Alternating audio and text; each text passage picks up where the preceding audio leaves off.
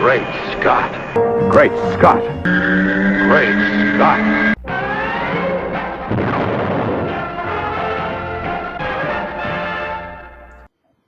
Gosh, everyone, welcome to another Up and Away episode of Great Scott. I'm Scotty V, and thanks for watching. So, doesn't she look incredible? All these people that I've heard talking about how she has brown hair and how she doesn't look like Kara. That's one of my problems with the trailer, of course, and it's going to bug me every single time I hear it, but I've watched the trailer about 4 times now. I'm very, very excited. I love a number of things about the trailer.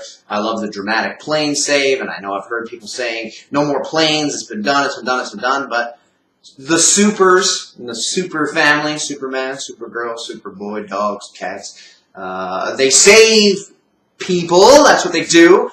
Catching planes is something that Superman and Supergirl do, and sometimes planes crash, you know, more often than we would like them to in this future that we're living in, where we have planes flying all over the place. And if there was a Superman or a Supergirl, most likely there'd be a lot less of these plane crashes. Now, we do have the argument that how can Kara be fighting anyone that has these superpowers, or that escapes from a superpowered alien holding facility, or that has ridges on the back of their head, like a backwards Klingon, that guy.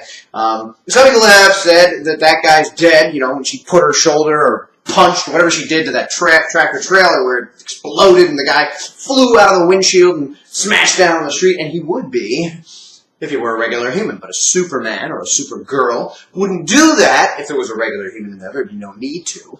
This guy is apparently a metahuman. If they're going to use metahumans on this show, they've been using it on the DC shows like Flash, and now they've crossed over to Arrow because they're in the same universe. So there are metas that sometimes show up on both of those shows, all the time on Flash, sometimes on Arrow. And this guy's either an alien or he's a meta of some kind, as we hear David Harwood in his Hank Henshaw persona as head of the Alien Affairs Bureau, or whatever it's called, say he doesn't trust aliens. Then he tells her if she's going to fight, she better win. Seems like they're sort of uneasy allies. She wants to help. She's very disappointed when he says go back to making people coffee. But it looks really cool. Now, when I first watched it, the first time I watched it, I thought, oh, geez. It looks really goofy. It looks silly. It looks Lois and Clark-ish, and I've heard that. It looks Flash-ish, and I've heard that. And I'm enjoying the Flash, but it's a little goofy for me. Chloe on Smallville, sometimes they would go over the top with the quippy dialogue, and it hurt me a little bit sometimes. So that kind of a thing is going to bother me on any of these shows, and I know sometimes they're trying to appeal to all kinds of demographics and all kinds of kids and all kinds of things. I've said from the beginning, CBS is a weird network to choose this. Normally the big networks, the CBSs, the NBCs, the ABCs, Fox is big too, but they don't seem to mind as much, need really big ratings to keep shows on. I know ratings are changing, so maybe we've got a chance with these superhero shows. Gotham is staying on NBC, and it's only getting about 5 million. So, you know, I mean, a few years ago, 5 million would not be enough to keep a show on television. I love the flying around. I love when she puts the suit on. I think she looks fantastic. I think she looks incredible. It's too bad the S is backwards, though. But seriously, she's, of course, in a mirror here. The guy who's going to become Toyman someday, who's playing Windshot, seems to like her, seems to have a little crush on her. Maybe he's going to go evil because she doesn't like him back in return. I don't know. They're definitely going with the glasses thing, and she seems to be a little bit Clark-ish from Superman the movie, which is something that a lot of people really love, and a lot of people have really deep feelings for and affection towards and feel really nostalgic about. I've always said that they were a little too silly when I was young. I loved them, and I still love them for what they are. They're really exciting, and, you know, they're soaring, and they're really uplifting, and they're very lighthearted, and this very much seems like it's going to be, although they did show a number of dramatic parts that can be a little, you know, with Flash, his mom being killed and all that stuff is very dark, but the show itself is not dark. It's lighter, you know, Arrow, much darker. I think we're getting a kind of a light, happy take, which a lot of people really love in their Superman/Supergirl stories. That's what they're looking for. I like a little more seriousness generally, but I think the effects look great.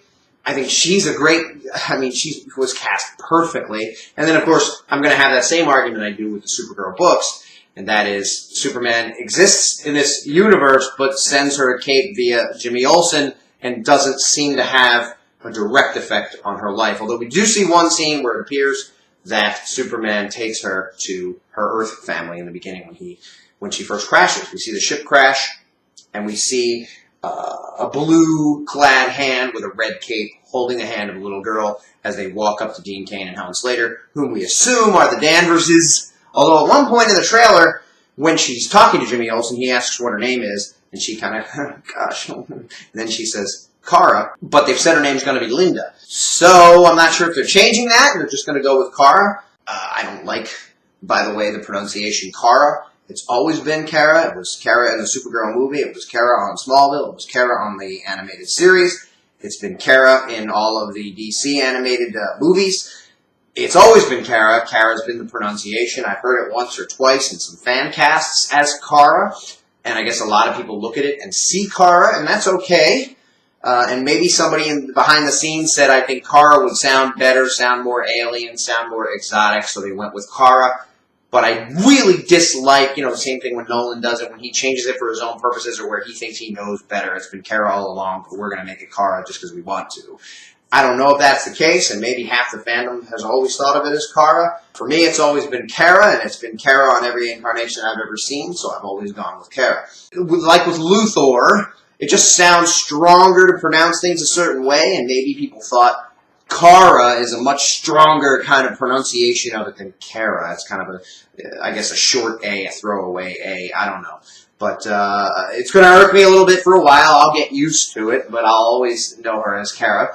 But I like it. I like it. I like the casting. I hope it's not too silly. The Callista Flockhart scene bugged me quite a bit.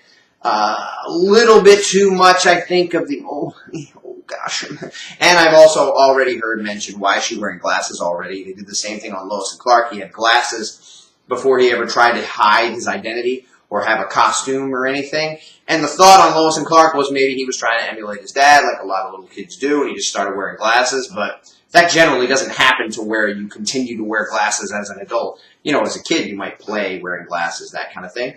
But if it's part of your hiding your identity, then we could see that. Now, it is possible that some of the scenes with her wearing glasses are later on, after she does adopt that identity. That isn't the first time she's talking to her boss at cat.com or whatever it is. So I think it's possible that could be, they show in trailers and movies and all kinds of things, they show out of order all the time. So it's very possible that these glasses are on her after she does adopt the identity. But in the trailer, she, as I say, tells Jimmy her name is Kara, which will be hard to hide if she then later decides she's going to be Linda, since she's already working with him and has already called herself Kara.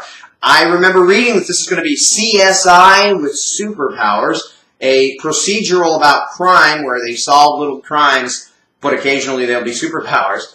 This looks all out. I mean, maybe they're showing everything they had in the teaser, but I mean, she's stopping planes from crashing, she's exploding tractor trailers, she's flying all over the place. When she falls off the roof with shot there and does that flip and lands, it's so cool. Spaceships, and we got Krypton, and, so it seems like maybe they're not exactly sticking to that credo unless only in the pilot they're going to have that stuff, and then it's going to be Demure, dressed down, Kara going to work, solving little crimes. But it looks really super heroic to me, so a lot of that I'm excited about. I hope they can cut back some of the goofiness. I'm looking forward to it. Fall is coming. I showed it to my daughter. She asked me what the deal was. She said they're copying off Superman. I tried to explain to her.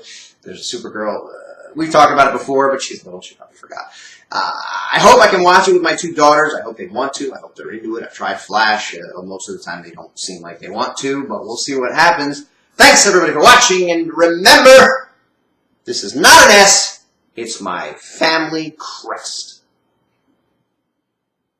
I will be loving you till we're 70. It's my love song to the Supergirl character.